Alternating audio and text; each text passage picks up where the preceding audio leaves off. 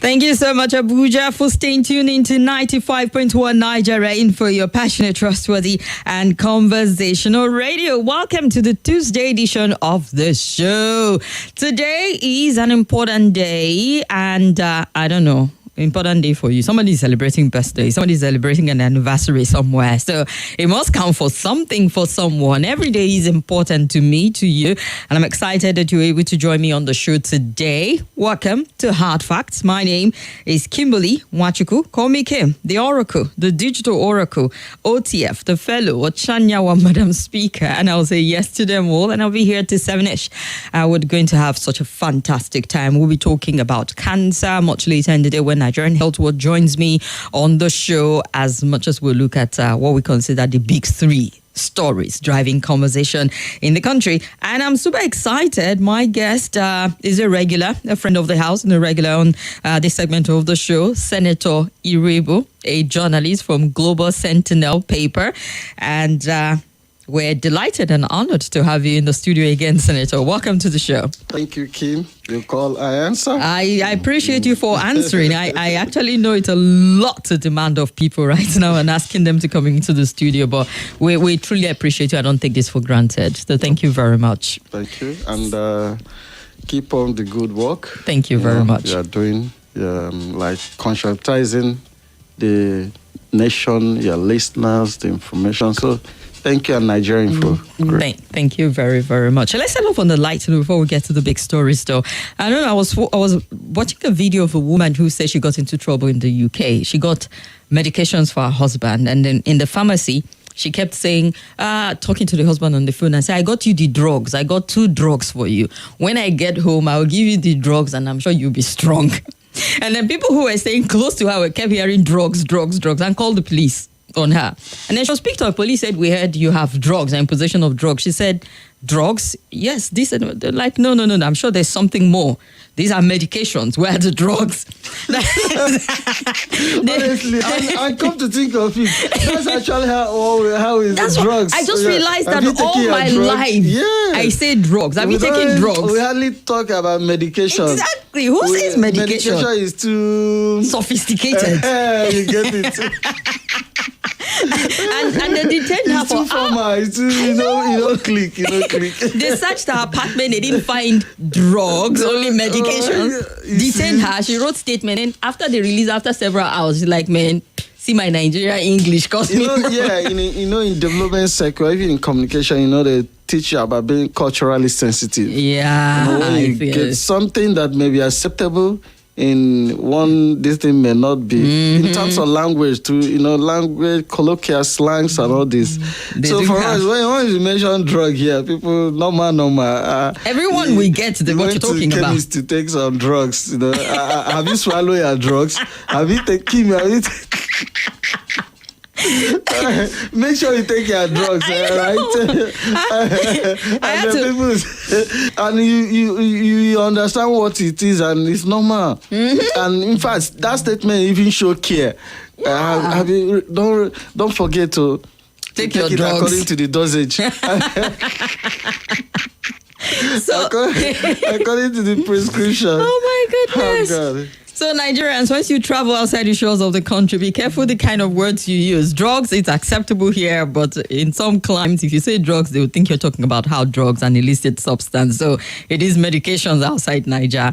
Let's get to the stories driving conversation here. Nigerian government reacts as Donald Trump policies impact country's health program. We know that quite a number of it has come out from the United States of America, suspending, foreign aid program for 90 days, which is impacting on a lot of health intervention in Africa, in Nigeria, and the global south generally. We know that the one PEPSA has come out to talk about HIV funding drugs, and there's also the speculation about the USAID that is already, Elon Musk was talking about it and saying that he's gotten the nod from the president. So we're not going to just see from the health aspect, but other interventions, climate issues and all of that. The funding might cut significantly if Donald Trump does go ahead with it and decide, you know what, we're going to cut down external spending significantly. We're going to right size or downsize or rearrange how this funding goes. So it's a good thing that countries are looking inward. I saw a video of a former Kenyan president who was saying, you people, why are you people? Yeah, why are you complaining? America says it doesn't want to give you money. You raise your money on your own. He didn't buy first. He's looking out for his people. And so the Nigerian government has swung into action also because the Federal Executive Council has approved, for HIV intervention. I know there are a lot of speculation that Nigeria has the second highest number of people living with HIV globally. The fact check done by the cable, let's see if he agrees with that. They're saying to verify, they examined the World Health Organization HIV country intelligence dashboard as of 2023. The display on the data of persons living with HIV in at least 134 countries. And it does not show us as the second highest. We are kind of like number 4. There's South Africa, there's India, there's Mozambique before Nigeria with about 2 million plus people. It is still significantly high and important enough for our government to intervene, right? Yes. Yeah. So, there is the good and challenging side of it. Let me not say good and the bad side. So, when I say the good side of it is there is always opportunity in adversity. Yeah. So, and in generation or once in a generation or across generation, there's always this time for shock therapy. I think I'm seeing Trump as coming to. He may be. Sometimes he may even fear whether Americans will be worse off for it, but it's inevitable in history. You have people like that. Well, disruptors. They just disrupt the system. Yeah. The system, because at a point you find out that everybody is living in their comfort zone. Nothing is moving. Everybody are getting used to the system. No much effort is. People are not even beginning to appreciate what they have again. I think that's what is. Maybe I sat down and feel that America is giving a lot, but people are not even seeing it. I think it's now people are beginning to realize how huge, how consequential some of these things. Because Kim, as we are talking, I have a friend, a client. I was speaking with one of them, and they were on their way to Senegal for a meeting, and they just received email due to so funding and this have frozen in accounts. They say, senators, I'm talking to you, about 12 staffs has been laid off. Because of that. So, and if you check in that sector, if you remove government, and remove maybe self-employed and small, they are one of the highest employers of labor that even guarantee most of their staff a little bit of standard of earning, compared to the rest of the. So that a lot, in terms of that's the issue of the challenging aspect of it, now. But the opportunity now of it, like I say, the opportunity, it makes countries to actually wake up and, stop this dependency syndrome. And why is it something you can actually take care of and you're always going cap in hand or dependent? Just dependent. And it also exposes governments across the world who are hiding under aid not to take care of the needs of their population. Now, Nigeria has shown, yes, you can raise 9 billion, And let's just confirm, the FEC actually approved 4.8 billion fund for the procurement of 150,000 HIV treatment pack, ensuring continuous care for those living with the virus. This one is specifically for HIV. I read somewhere 9 billion, so I'll still have to go and fact check. All right. So, but that's the thing that, because I know for a long time there was this DG of NACA DG, then Dr. Usman, has been campaigning and preparing federal government to be able to start, that this thing can't continue forever. There'll be a time the funding, the donation will dry up. What should government do? Should we continue depending on donor on aid? So, like Uhuru Kenyatta said, it's time for other countries to, wake up to their responsibility. if AIDS come, it should be an extra, So it shouldn't be at the core. You now leave your citizens vulnerable, depending on other nation. So it's an opportunity for a rethink, opportunity to get your acts right. Yeah. But by and large, the world is a global community. We interdepend on each other. It's not entirely that, okay, you provide all the things your citizens need, but at the core part of it, you should be able to provide. But in the essence of not providing all the things your citizens need, doesn't necessarily mean in terms of aid. Maybe in terms of resources, maybe you don't have, you have petrol, you have to sell other country you get their cash and foreign earnings, but you have something you can give and take. But by and large, Trump is telling countries, please, it's time to wake up. America don't want to continue becoming the Father Christmas all the time. But it's also to an advantage of US if in what you said is doing, other countries do it in one way or the other. Yeah. There's something that is called soft power. Indeed. Intangible, but it's very, very, very, very significant. You might say, yes, you are giving aids, you are doing this, but it's making other countries look at your country favorably. There was a time I used to get, I did a lot of fellowship, a lot of studies in Germany. You go all fully paid, accommodation, stipend, the fees, So at a time I started asking myself, why is it that the German government will bring out so much fund, sponsor me, do all these things? What are they gaining? What's in it for them exactly? What is it in it for them? So, as time goes on, the answer was staring me in the face. It makes me become kind of favorable disposition towards Germany because after I finished going, subsequently, I started going there by myself. I went on holiday with my family, all paid by myself. Because you see the attraction. They sold their country to you. You find out that you go there. If you go with $10,000, I bet you will finish it. And if you ask for more, you are contributing to the economy. Indeed. You do understand? So sometimes these things, you may look as if, okay, they are dashing you. No, there are some thoughts embedded into it. So Trump may also be careful that he's not eroding the American soft power. Indeed. Across the world. Because that's what actually gives it its relevance. Yes. We've gone beyond the military might of countries to their economic strength. This soft power you're talking about and how much influence they hold. Because from the US and this in other, like China is even learning and doing their own thing.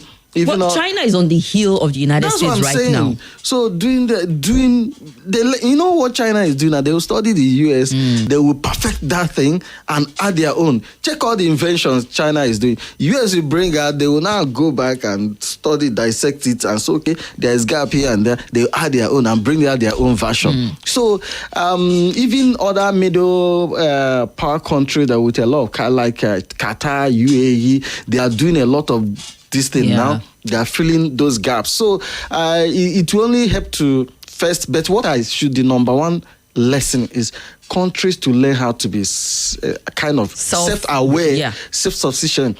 Because Trump policies America first. They feel, okay, that fund, let us even, there are a lot of gaps. Your house is on fire, you are busy chasing rat, or charity begins at home. He felt there are a lot of things that Americans need, that those funds could be rechanneled I'm sure there are quite a lot of things Americans need. Yes, that's Trump thought for it, but it's give and take. So maybe you feel the American need to, it's a reset.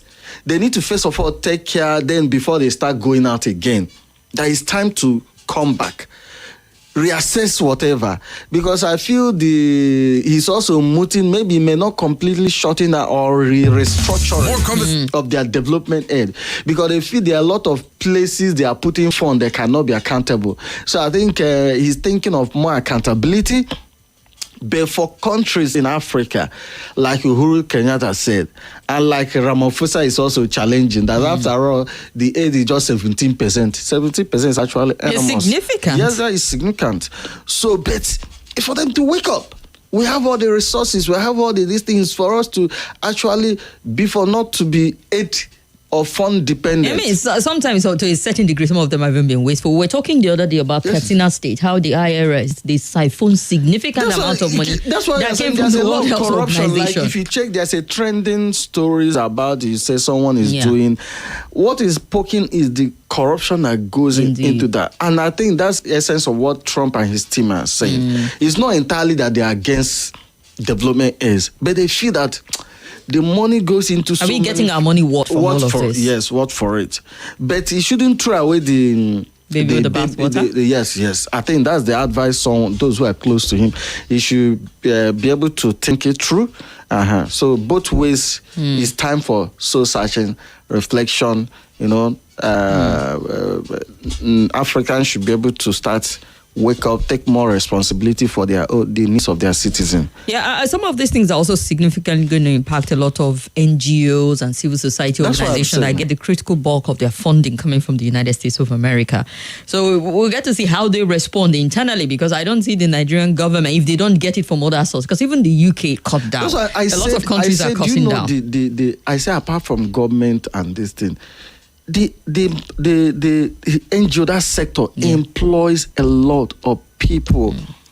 In fact, will not be surprised if they start cutting off some programs and interventions. The advantage of it is that we are debating about minimum wage. These are a sector that, to a large degree, they meet up to the basic standard of wage take home for Nigerians.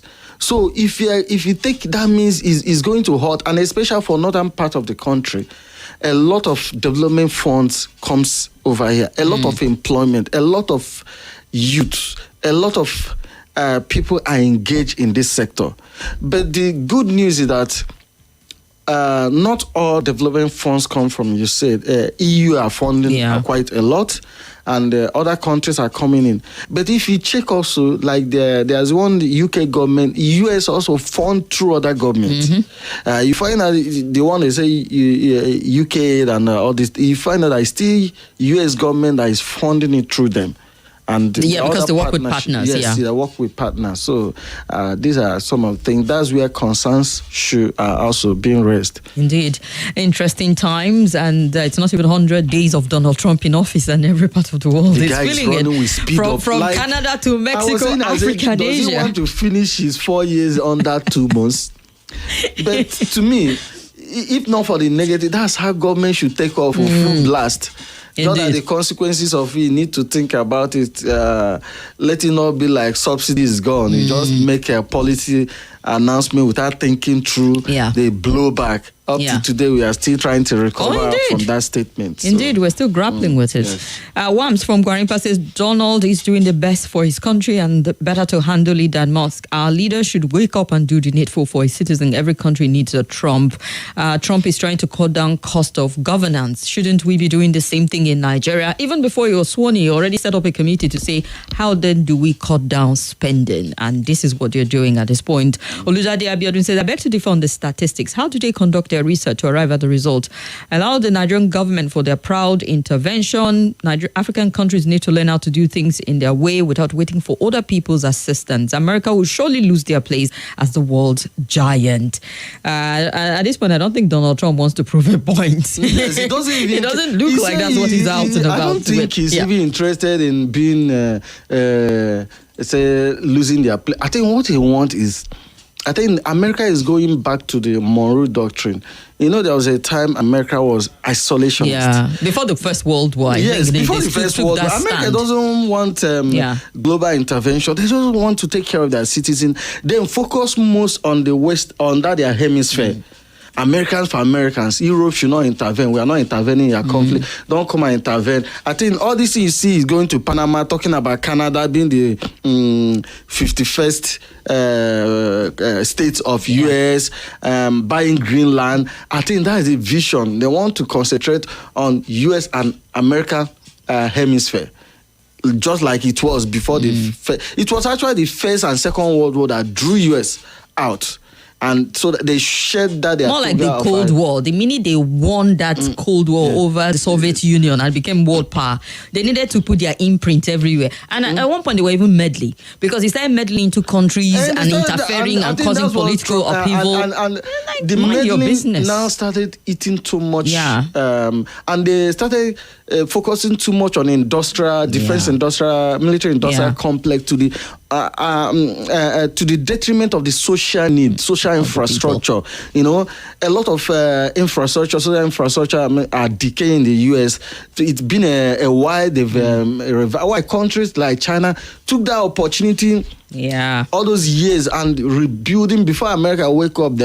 China is already here. Russia have also rebuilt their so, and Trump faced tenor. That's why he now recalibrated U.S. foreign policy from fighting small wars like focus on global war on terror to now great power rivalry, great power competition. He now revived it. So like we lost a lot of focus fighting all these small wars, while our main peers, competitors have used that opportunity, that period, leveraged it, close a lot of gap.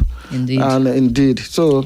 All right. We'll get your opinion in a bit. Mohammed Wambai says Trump is doing the best thing for his country, and who better to handle it than Elon? All right. I think I read that from a different platform. Kingsley Awera, I see you. Damba Bashu, we see your comment, and Olujade Abiodun, we see you also. Let's move on to the next story in a bit. I don't know why some people are saying it's a witch hunting of some sort, but this man apparently has been in the crosshairs of this investigation as far back as the previous administration, talking about the former boss of the National Health Insurance Scheme, Professor Usman Yusuf, is being remanded in Kuje prison amid alleged 90 million naira fraud case. The Federal Capital Territory High Court remanded the former executive secretary of the National Health Insurance Scheme, Professor Usman, at the Kuje Correctional Facility pending the determination of his bail application. Justice Chinyere ordered his remand after he was arraigned by the Economic and Financial Crimes Commission, EFCC, on Monday, the 3rd of February, in a case bordering on alleged fraud amounting to about 90.4 billion. Yusuf was arraigned on 5-count charges bordering on alleged embezzlement, conferment of undue advantage, fraud amounting to a little over 90 billion.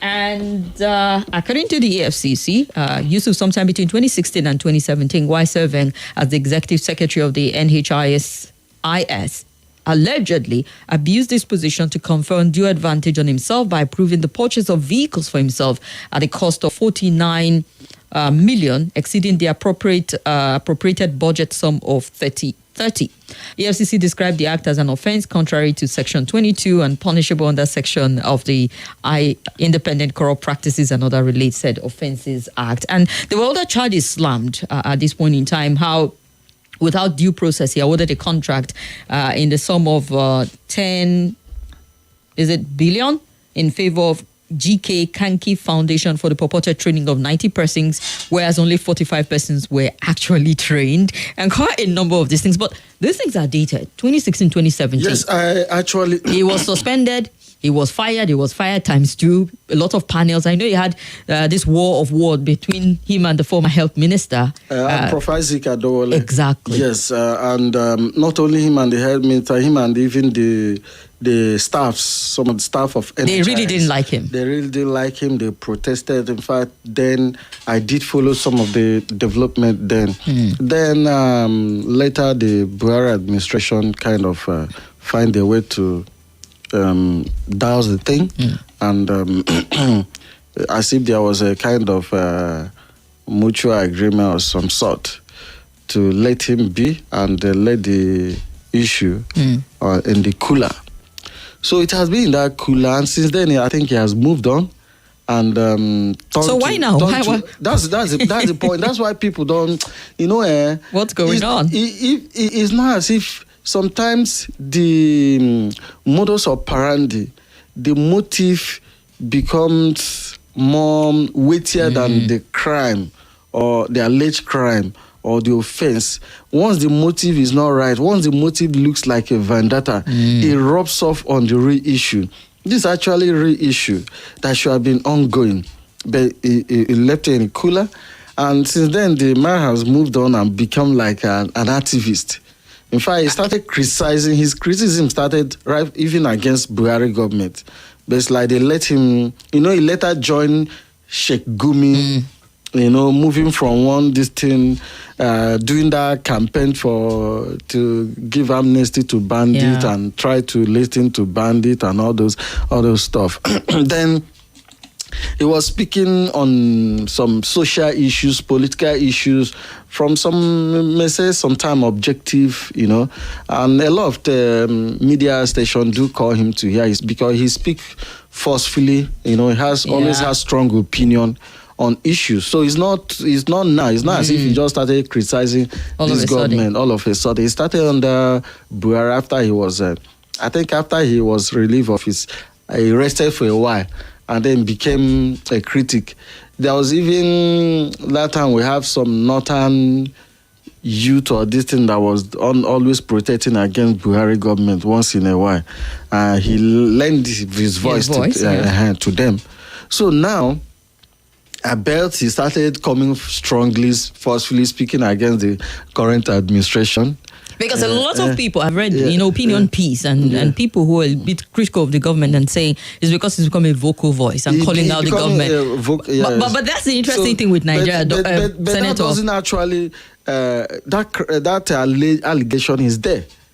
Do you understand? If EFCC is supposed to investigate it, they are within their right. But it's the timing, it just says something. They always have something on you. Yes, so better shut up and keep quiet and enjoy your loot. And sometimes they tactically, whether they normally do that to just, not as if they are genuinely want to, but to use that this thing will be useful for us sometime. Just keep it.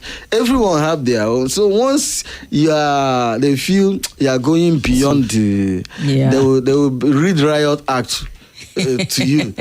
I feel put you in check. Sometimes they may even do it behind the scenes. Say, are you sure you want to continue? Some will just suddenly keep quiet. That's how you see some people who they'll be talking.